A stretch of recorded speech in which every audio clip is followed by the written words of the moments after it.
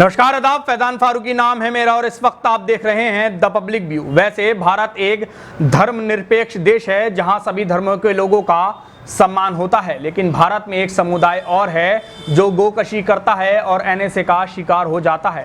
वैसे भारत बीफ का निर्यात काफ़ी मात्रा में करता है, फिर भी गोकशी पर बैन है और इसको राजनीतिक बना दिया गया है। लेकिन बात करते हैं उस भारत के उस राज्य जहां हत्या, बलात्कार, लूटपाट पर एनएसए नहीं लगता, बल्कि एक समुदाय के गोकशी करने पर एनएसए लगता है। बात करते हैं उत्तर प्रदेश की, जहां एक विशेष समुदाय को एनएसए लगाकर निशाना बनाया जा रहा है, चाहे सीएए विरोधी आंदोलन हो या फिर कोई अन्य आरोप हो। उत्तर प्रदेश में राष्ट्रीय सुरक्षा कानून यानी एनएसए के तहत इस साल अब तक 139 लोगों के खिलाफ कार्रवाई की गई है, जिनमें आधे से ज़्यादा मामले गोहत्या से संबंधित हैं। एनएसए की कार्रवाई और गोहत्या के सबसे ज़्यादा मामले बरेली क्षेत्र में आए हैं। राज्य के अतिरिक्त मुख्य सचिव गृह अवनीश कुमार अवस्थी के मुताबिक इस साल अगस्त तक यूपी पुलिस ने राज्य में 139 लोगों के खिलाफ एनएसए लगाया है, जिनमें से 76 मामले गोहत्या से जुड़े हुए हैं। बरेली जोन में इस दौरान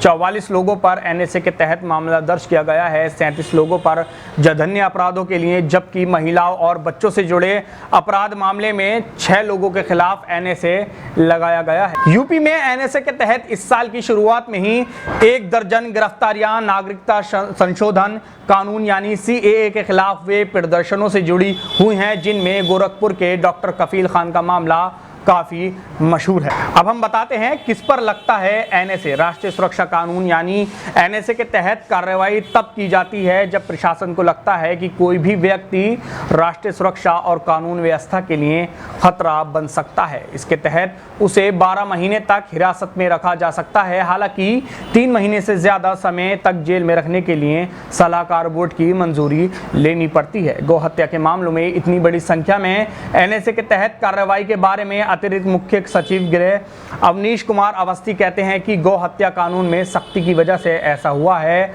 और ज्यादातर मामलों को हाईकोर्ट ने अपनी मंजूरी दे दी है। अवनीश अवस्थी कहते हैं कि गौ हत्या का मामला बेहद संवेदनशील होता है, इसकी वजह से तमाम परेशानियां खड़ी होती हैं, इसलिए सरकार ने बहुत ही सख्त कदम उठाया है, कानून भी सख्त किया है और ऐसे मामलों में सख्त कार्रवाई भी की गई है।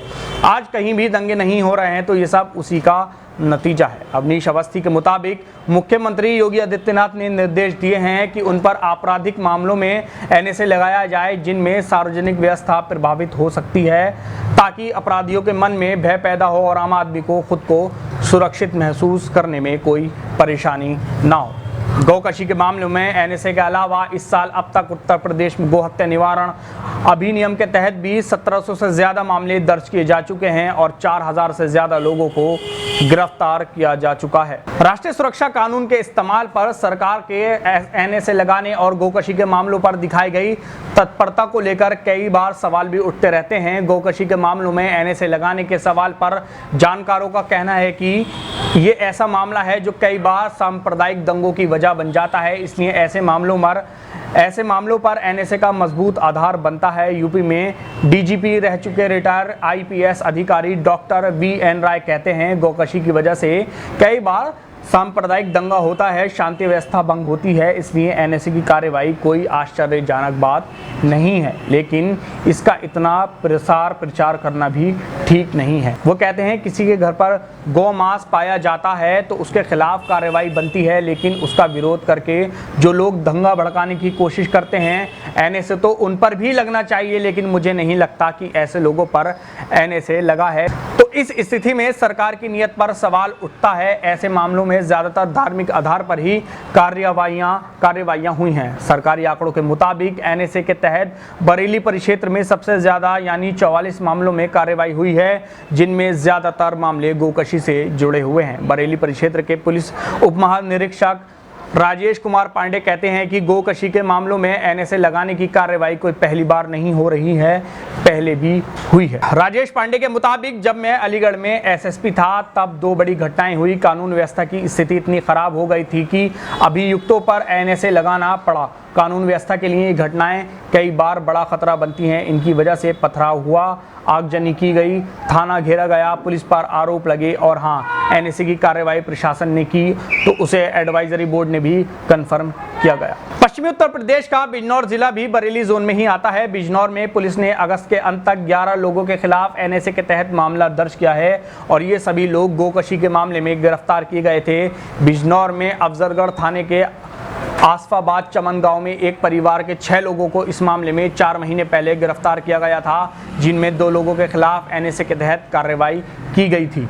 यूपी में एनएसए की कार्रवाई को लेकर कई बार सवाल उठ चुके हैं। हाल ही में गोरखपुर के डॉक्टर कफील के मामले में भी इलाहाबाद हाई कोर्ट ने उन पर एनएसए लगाए जाने को गैर कानूनी बताते हुए उन्हें तुरंत रिहा करने के आदेश दिए थे। यूपी के डीजीपी रह चुके रिटायर आईपीएस अधिकारी ए.के. जैन कहते हैं कि एनएसए लगाने की यदि कोई मजबूत आधार नहीं होगा तो सलाहकार परिषद में वे अपने आप ही खारिज हो जाएगा। ए.के. जैन के मुताबिक गोकशी, रेप और हत्या जैसे केसों में भी एनएसए लगाया जा सकता है, लेकिन उसका आधार बताना होगा कि इसे पब्लिक ऑर्डर डिस्टर्ब हो रहा है। वो कहते हैं कि सांप्रदायिक तनाव उत्पन्न होने की स्थिति में एनएसए के लिए मजबूत आधार मिल जाता है, लेकिन मजबूत आधार नहीं होगा तो पहले तो एडवाइजरी बोर्ड ही खारिज कर देगा, नहीं तो अदालत में सब कुछ सामने आ जाएगा। इसलिए मजबूत आधार से प्रशासन ऐसी धाराएं खुद ही नहीं तामील करता कि उसे जवाब देते ना बने। सरकार एनएसए तभी लगाती है जब उसका पुख्ता सबूत हो। ऐसी और खबरों के लिए देखते रहिए हमारा चैनल द पब्लिक व्यू।